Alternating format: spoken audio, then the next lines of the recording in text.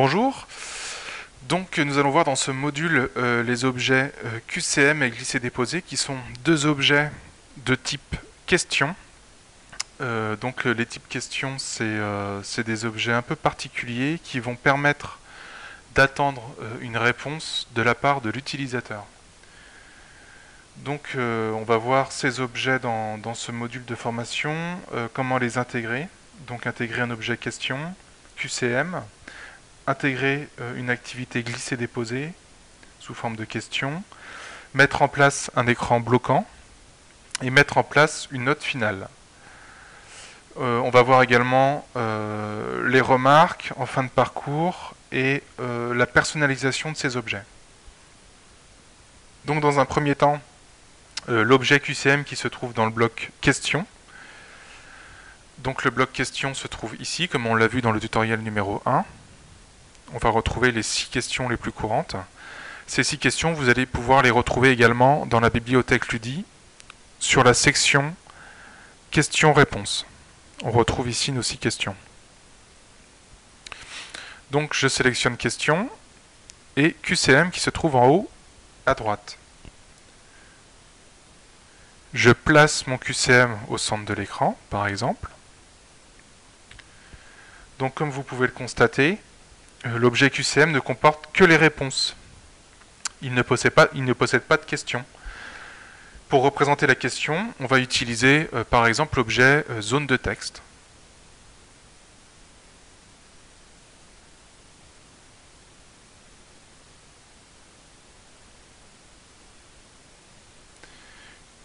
On peut également utiliser une image ou tout autre objet qui nous semble pertinent pour poser la question. Donc on va saisir une question pour l'exemple.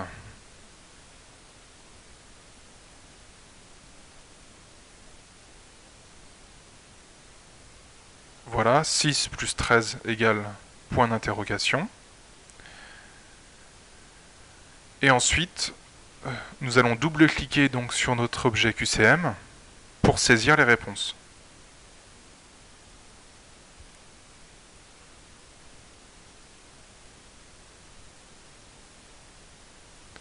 Je coche la bonne réponse. Je vais pouvoir rajouter des réponses grâce ici au nombre de réponses. Et également, on voit qu'en dessous un objet question, on a une petite zone qui va nous permettre de renseigner le poids de la note, mais également une remarque si la réponse est fausse, qu'on va pouvoir afficher en fin de parcours. Donc ici, on va donner la réponse.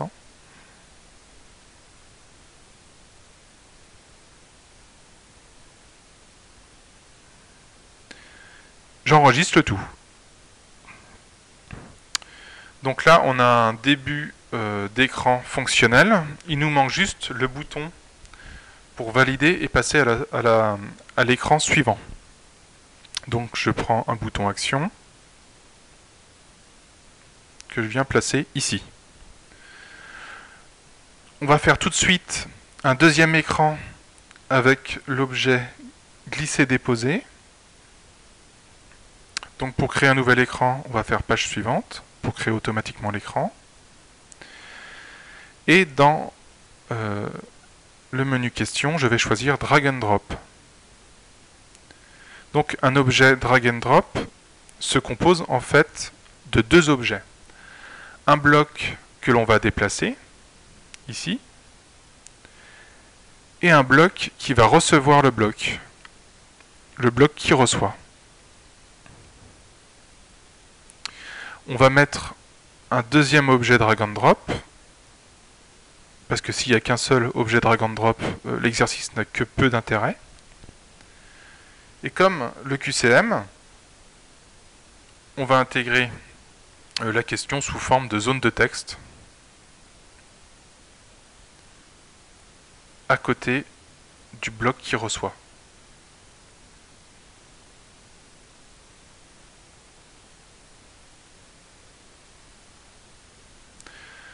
Donc ici, par exemple, on va mettre 13 plus 17 égale point d'interrogation.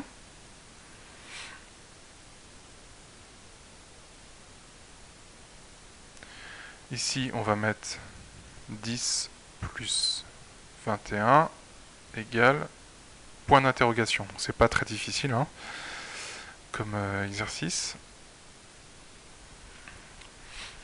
Ensuite, on va noter les réponses dans le bloc à déplacer. Donc ici, 30. Ici, 31.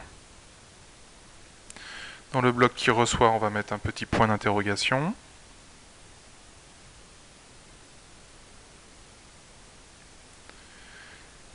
On va augmenter un peu la taille de police.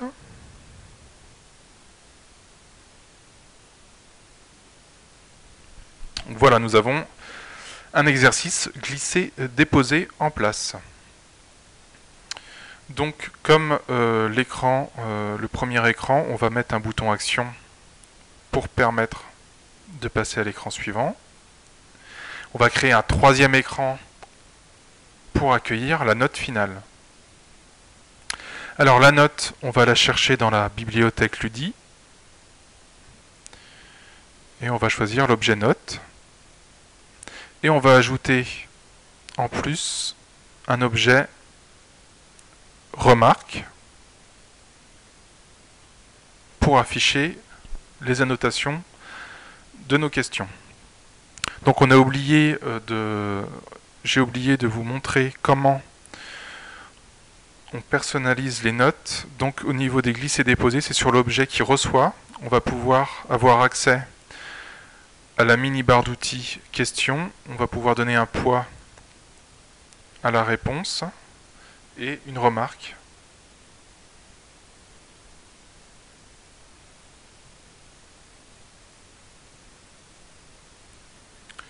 Voilà. Ici de même.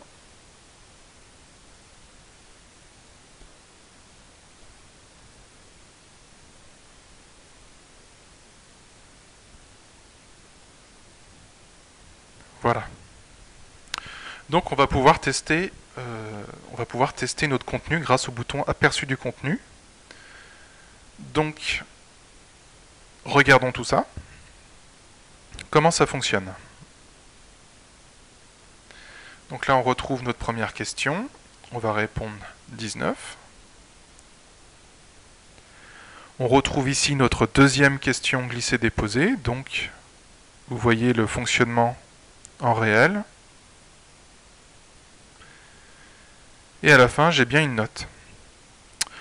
On va recommencer l'aperçu du contenu et on va volontairement faire des erreurs pour voir l'incidence sur le résultat.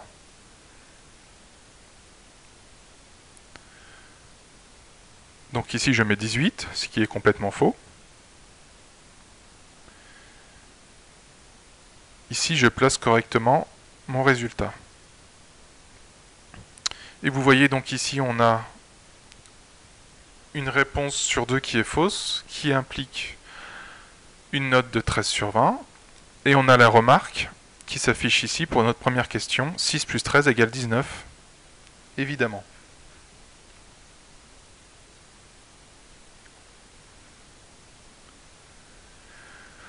Donc ensuite, on va voir comment bloquer l'écran. Alors, à quoi ça sert de bloquer l'écran? Bloquer l'écran, ça sert dans le cas où on veut que l'apprenant ou l'utilisateur reste bloqué tant que toutes les questions de la page ne sont pas résolues. Pour mettre en place ceci, on va utiliser l'action du bouton. On va utiliser page suivante si OK. Et j'enregistre. Maintenant, quand on va lancer notre aperçu,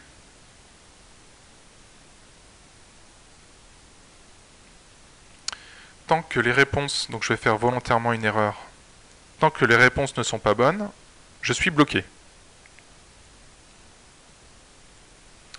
Dès l'instant où la réponse est bonne, je peux passer.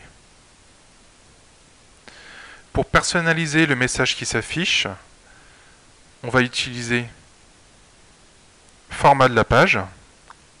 Et vous voyez ici qu'on a un message si réponse fausse. On va marquer par exemple cherche encore.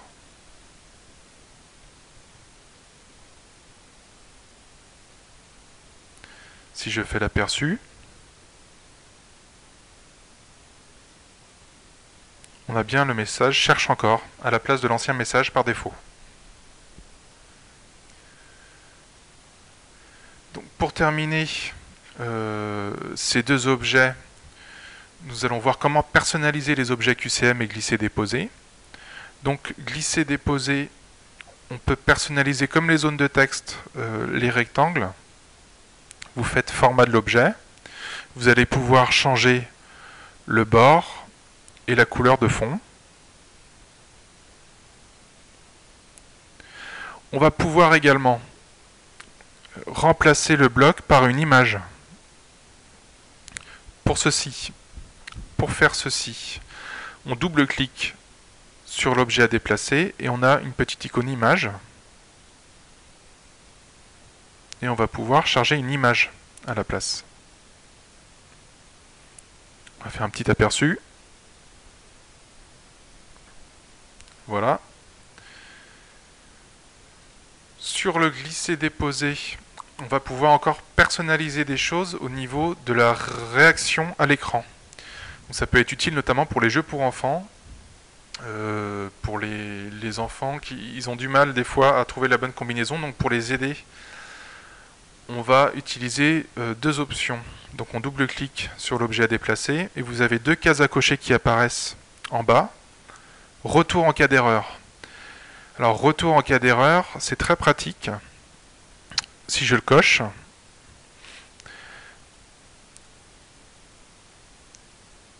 si cette option est cochée, vous allez voir, on peut, si on est sur la mauvaise case, la case revient automatiquement à son point d'origine. Donc c'est très pratique pour donner un indice que la réponse est fausse. De même, on peut faire retour en cas d'erreur et associer un son quand il y a une erreur. Et on peut également associer un son si la réponse est bonne cette fois-ci. Donc ça peut être très pratique pour les jeux, pour mettre en place des jeux. Donc ça c'était pour glisser-déposer. Maintenant pour les QCM, on peut regarder le format, c'est beaucoup plus simple. Le format du QCM, ça se limite à la forme de la case à cocher. Donc vous avez 4 choix, rectangulaire très classique, un bouton poussoir bleu, bouton poussoir avec la coche verte, qui est le plus courant, et un bouton poussoir simple. Alors il y a une dernière chose à voir, c'est comment faire si on ne veut pas avoir des cases à cocher en liste, sous la forme d'une liste de réponses, comme ceci. Alors, pour vous montrer un exemple concret. Je suis par exemple sur un écran qui a un schéma. Un schéma ou un plan. Donc là, on va prendre comme exemple le plan en 3 dimensions d'un appartement. On veut, au niveau de la question, pouvoir cocher des zones de cette image. Donc je vais poser la question, par exemple.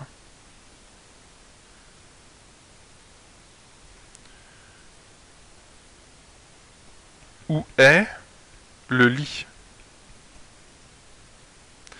Donc là, on voit bien que ça va être difficile de poser une question avec l'objet QCM.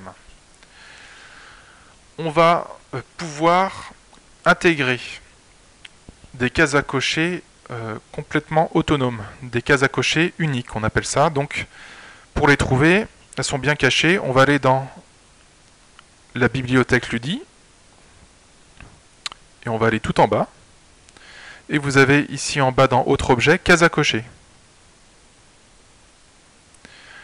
On va lui donner un format comme sa sœur et on va pouvoir placer cette case à cocher sur l'image. Je vais la copier et la coller sur le lit. Donc sur le lit, je vais lui donner la bonne réponse. Je vais double-cliquer, je coche. Donc vous voyez, on peut, comme de cette manière, avec les cases à cocher uniques, créer des cases à cocher un peu originales sur des schémas, sur des plans, etc. Au niveau de la note,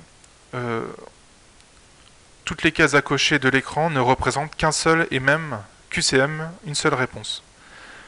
Donc on va avoir ici un panneau centralisé à toutes les cases cochées, remarque si réponse fausse, et la note centralisée à toutes les cases à cocher. Voilà donc pour ce module de formation. On peut voir une dernière chose, c'est qu'au niveau des QCM, on peut avoir plusieurs réponses de bonnes.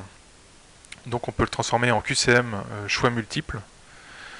Il suffit de cocher 2 cases et le QCM se transforme automatiquement en case à cocher multiple automatiquement au moment de la génération.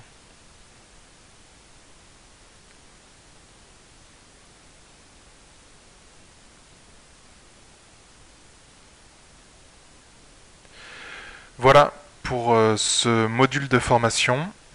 Je vous retrouve donc dans le prochain module pour continuer à voir les objets du logiciel Ludiscape.